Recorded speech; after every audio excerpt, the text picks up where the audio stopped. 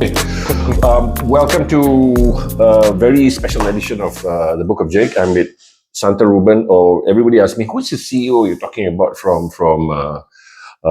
Etika group of companies? Is the group of companies Etika group? This is Santharuban. So the reason that we're here is we're talking about Malaysians we're talking to Malaysians who have from absolutely nothing. I'm sorry to say nothing, but have grown to such heights. So welcome, Ruben. We just finished the workout, so he looks smashed. completely smashed. Completely smashed. So tell us a bit about yourself, maybe your childhood, and did you ever imagine getting to this height? So let's start off. Where did you start from? Thanks a lot for having me. I wouldn't necessarily describe it as a height per se. It is definitely some form of progression. And if you're asking me whether I would have expected such a progression, the absolute truth is that no, I did not. Okay, so I'm going to stop you there. So at that point in your life, I remember you were studying out and you were just got into media and stuff. Did it cross your mind that you will become a CEO of a group of companies, which is No, definitely not. I mean, it never. Okay. It's probably not something that I imagined. I would say that I've been fortunate that along the way I've met a lot of people, my ex-bosses, my current boss, some mentors that guided me. Did I necessarily have an ambition of becoming a CEO of an organization? Most definitely not. No, okay. So if you could, very quickly tell us about your childhood. Well, I grew up in a very simple family. My father's a police officer. Policeman, yeah. My parents were pretty strict about education, especially. And as I, because I always give this example: when you're in school, everything is pretty much uniform. Progress is measured based on the grades you score in school. And as you move into the workspace, things sort of change, right? You have multiple people with different age, different experiences. True. And the standard measure that you have in school no longer applies. And I, for one, didn't have a clue as to what I'm going to do. Okay. I just knew that I secured a job and I continued to do whatever that I was asked to do. But did I necessarily have a goal at the end? To be very honest, I mean, I'm quite ashamed about it. But at that point in time, no, I didn't necessarily have a goal. I did not. So you said something which I think that some of you might have missed. You said you continued working, but I actually believe that you kept working hard. So is that one of the traits? So if I give you an example, right? So we tend to subconsciously compare, and that's reality, right? So when I was working my first job, I would compare, and I was riding a motorbike to work, and I had colleagues who come to work in a car, and the only thing that crossed my mind is that I would use every hour that I have to work, right? So there was a point that I was working in an organization 8 hours. I would finish work at 6. I was working at Starbucks. I used to clock 6-7 hours in Starbucks 3 times a week. The other 4 times a week, I was a part-time tutor. So the idea was just to try and make money in whichever form and way that I was aware that was possible. So I was doing part-time tutoring. I had experience of doing that when I was in... So you were hustling? You were actually hustling? Sure, yeah. So you were hustling. So that was one of the traits I spoke about. But what's really interesting to me is how you managed to align and tweak your character to where it is now. Because I know you for so long, I can speak about you actually didn't get a formal education till later on in life. Right? Sure. And what was that? Well, I finished, when I was back, I finished I studied engineering, but I only completed my master's. Very similar. I completed my master's only 2 years ago. Once I started working. Yeah. Okay. So what I studied and my line of job is completely disconnected. Okay. So imagine I am a new graduate out of school and I got a degree and I reached the workspace. What should my attitude be? I think a lot of people have a certain standard, certain measure that they've derived on their own, right? And I think today, especially, it's this measure is something they've come about based on what people tell them. So, for example, I need to be at a certain level by the time I'm 30. I need to be at a certain level by the time I'm 40. My friends are making so much, but I'm not making so much. Now, these comparison is something they've derived, or they've come to accept these measures as facts based on what they've heard from their peers or friends. Social conformity. Okay. But and these may or may not be accurate. And what happens is when they do not, they try their best. Actually, to be fair, people talk about Gen Zs. I think most of them are intelligent. They are quick. They learn very fast.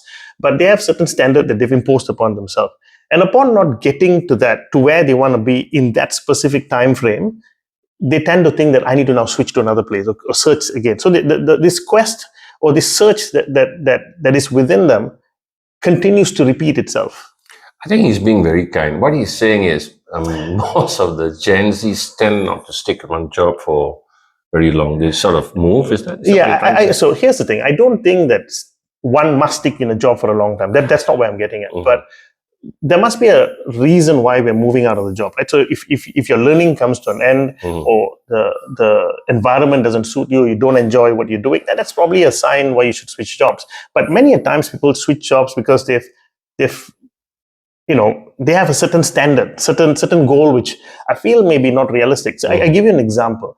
In my current job, I've been a senior manager for I've been working in this company for 16 years. Now, almost 10 years, I was senior manager. Now, if you were to, even for me at that point in time, I used to think that, look, if I took so many years to be a manager, my growth, to lead an organization is, if you just were to proportionally take that time, it's going to be by the time I'm 52, 53. But that measure may not necessarily be a fact, right? So people, I guess, especially the younger generation today, they need to know that you shouldn't, decide that, certain goals that you have based on what you think or you feel, without proper guidance and experience as to what organizations or your career has in store for you. So it's not time-based, but do you believe that you need to put in the hours?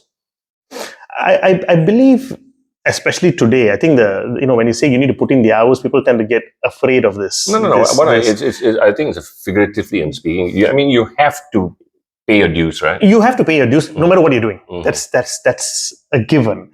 And whether this currency is hours or quality of work, that really depends on where you're working and what you're doing. But you need to be completely engaged at the point of doing what you're doing, right? Because if you're taking 25 cigarette breaks in between and logging in and out of social media, but that's all fine. But when you're doing work, when you're at work, you got to be completely focused and engaged. You got to make sure that you're at the very least absorbing and learning something, and that you're able to contribute or do something that's actually going to change the environment that you're in.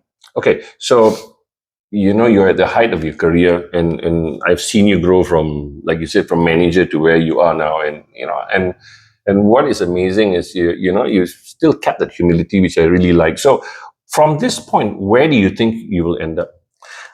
For one, I wish that I'm not at the height of my career yet. I wish that would be true. Makes sense.